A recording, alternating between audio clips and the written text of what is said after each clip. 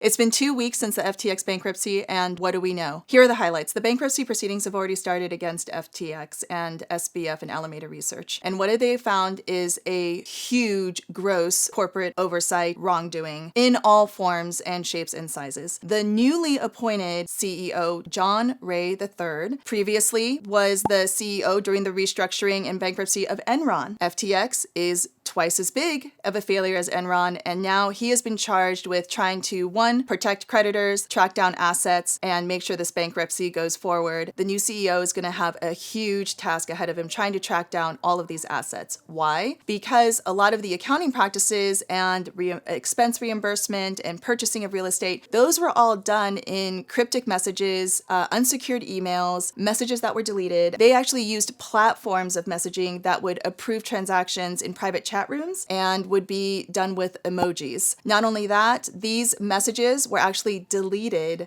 soon after they were sent. And all the employees were encouraged to use this technology. They are not going to be able to track down any of this money, where it went, how it was spent, who it went to, because they don't have any records of it. When they went to go examine the actual assets, hard cold cash that SBF has on hand and FTX had on hand, listed in the bankruptcy proceedings, it turned out to be only $690,000. $690,000 for a company with a $32 billion valuation. I think the big question is, where is the money? How this could have gone so far awry, and there is no accounting or tracking or ability to be able to recover some of these funds to help and even try to attempt to make some of those people whole again. One thing we do know for sure is that Prager Metis, the accounting firm that was in charge of FTX and Alameda's books and their auditing system, they for sure don't know where the money is. They are the first metaverse accounting firm. We actually don't know how much accounting and auditing they actually did of FTX. And that is something that's going to have to be explored further in the bankruptcy proceedings. And we hope we find the answers too. Now let's look at some of the things that are going on in the crypto Twitterverse as we speak right now. Some things about Sam Bankman-Fried and his girlfriend or ex-girlfriend Caroline Ellison have come to light, which I think is pretty interesting. There supposedly is a sex tape out there. Ryan, who's behind the camera here, he has actually done some very extensive research. So far, he hasn't been able to come up with anything. So we're not quite sure if it exists or not, but that's the word on the street. You know, the other thing that has come to light is that there was rampant drug use within the founders of FTX and Alameda and some of the higher up employees.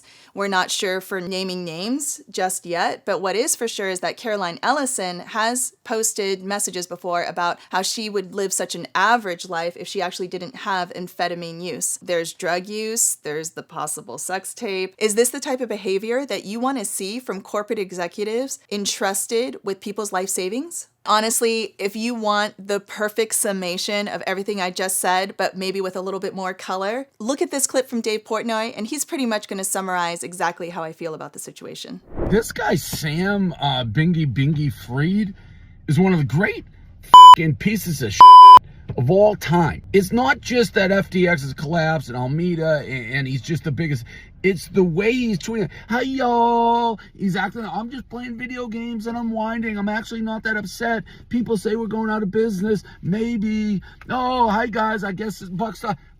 This guy. And by the way, how is this guy, how are people not mentioned? Imagine I can't breathe without people criticizing it. This guy's living in an apartment with like the entire company on the top floor, just running a fest like Bang Bros, running FTX, stealing people's money. Hi guys, it's Sam. This guy, get this guy out of there, drag him through the streets. FTX wallets, after the assets were supposed to be frozen, were actually being drained, and on-chain everything was being tracked. About $400 to $600 million were taken from the exchanges.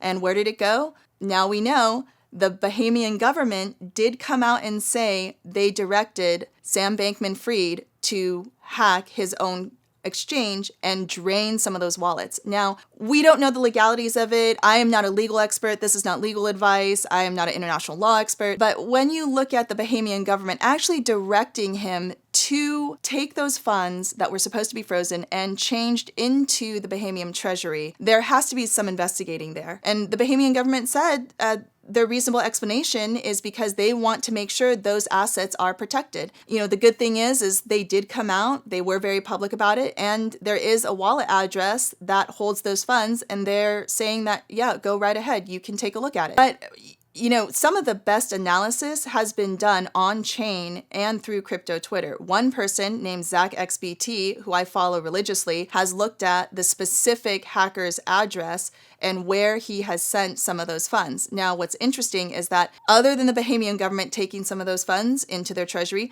there is still a real hacker out there. The hacker took 200,000 Ethereum, which is, in unfortunately today's prices, about $200 million USD. Now, what's interesting is that if you go back to the trading charts, what you're going to be able to see is that there was price dumping going on over the weekend, and it was able to be tracked to the wallet where this hacker was actually unloading about 25,000 Ethereum at the time on a Sunday when the markets were supposed to be quiet, and price was dumping. People were looking on chain, seeing what was happening, and that's the beauty of the blockchain, is that you're able to see these things in real time while they happen. The hacker is actually changing Ethereum for Ren Bitcoin. What is Ren Bitcoin? Well, it's a wrapped version of Bitcoin. So it's not actually Bitcoin itself, it's just a wrapped Bitcoin. But the theory right now that's floating around out there on crypto Twitter is that the Ren Bitcoin will eventually be changed into Bitcoin itself. Why would the hacker change from Ethereum to Bitcoin, eventually to Bitcoin? The reason being is that Bitcoin in itself, its proof of work network, cannot be manipulated. And the hacker is probably looking for funds that can't be frozen or manipulated, like USDT and USDC. If you go to any of the mainstream media websites, I think what's interesting is you're just going to see all this headlines about Twitter failing and all these employees being fired by Elon Musk, and now Elon Musk is the dark lord over the internet and free speech, and Orange Man Bad is running for president again. But I think what's interesting is that the person who has literally ruined and wrecked thousands of people's lives and has created havoc in an industry that I believe in so deeply, he's allowed to have these puff pieces. He's ignored by the main media as being this evil person who stole a lot of money. The New York Times wrote this really terrible piece about Sam Bankman-Fried and how he was just this star that had this meteoric rise and he just got way in over his head and didn't know what he was doing. Okay, if you steal $32 billion or lose it, I think you know what you're doing. Kevin O'Leary came out and said that he would reinvest with SBF if it were another company. These stories